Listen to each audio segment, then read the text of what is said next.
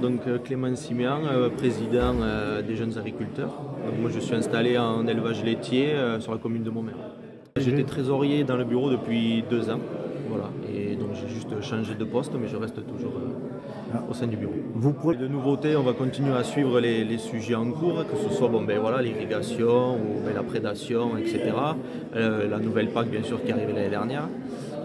Donc on continuera à être présent sur ces sujets et bien sûr les sujets futurs comme beaucoup de questionnements par rapport à la MHE qu'on a eu en fin d'année et voilà ce qui nous attend un peu à l'avenir. Oui, actuellement il y a un peu de révolte chez les agriculteurs. Elle se justifie pour quelles raisons?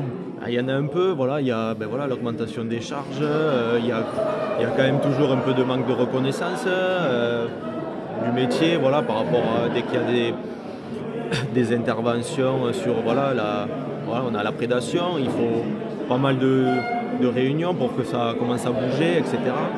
La MHE, ça a mis du temps aussi à se mettre en place, que ce soit le suivi par rapport aux aides ou psychologiques des éleveurs, parce que ça n'a pas été une situation facile à gérer. Donc oui, voilà, le GNR qui va augmenter aussi avec les taxes. Donc oui, c'est des sujets très importants et qu'on veut régler au plus vite pour éviter que ça s'accumule. Il y a un renouvellement, toujours pas assez nombreux bien évidemment, et on aimerait garder un taux de renouvellement fort dans tous les secteurs, que ce soit en montagne, dans les coteaux ou en plaine. Voilà, il y a des secteurs qui sont quand même moins attractifs, comme les coteaux.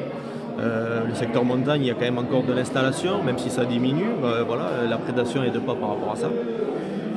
Mais il faut qu'on essaye de retrouver un peu cette dynamique avec des nouvelles générations qui soient hors cadre familial comme moi par exemple, ou qui soient installées chez leurs parents ou de la famille. On aimerait que ça continue ou que ça réaugmente un peu plus au niveau de l'installation. Les transmissions se font de manière satisfaisante? On essaye de suivre tous les dossiers, dans l'ensemble bien sûr tout se passe assez bien quand même et voilà, l'installation prend 4-5 ans et on essaye de suivre nos JA durant toutes ces années. Et les aides sont précieuses? Les aides malheureusement on en a besoin et on peut pas faire sans, donc oui, les aides sont précieuses. Ouais. Il y a toujours un avenir pour l'agriculture dans les Hautes-Pyrénées? Oui, moi j'ai toujours espoir dans l'agriculture. Il faut qu'on se batte pour qu'il y ait un avenir, que ce soit en montagne, en plaine, comme les sujets, comme je disais, la prédation, il faut être réactif sur ce sujet-là, l'irrigation avec les retenues d'eau, etc. Il faut qu'on soit présent là-dessus et pour que l'agriculture se pérennise dans notre département.